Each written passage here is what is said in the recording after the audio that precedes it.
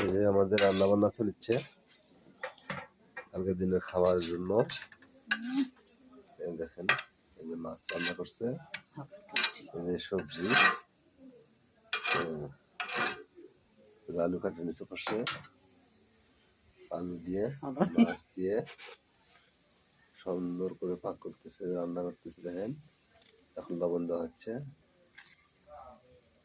কত সুন্দর রান্না বান্না চলছে। গ্যাস নেই ভাই, গ্যাসের যে দাম।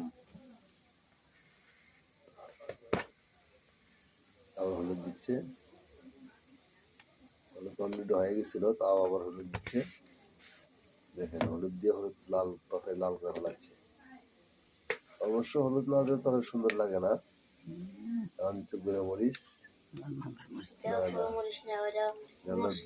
ধনের গুঁড়ো দিচ্ছে, ধনের গুঁড়ো দিচ্ছে। কি বড়াই দিবি নাকি, তাও খাওয়া পাচ্ছি না। কত সুন্দর তরকারি রান্না করেছে।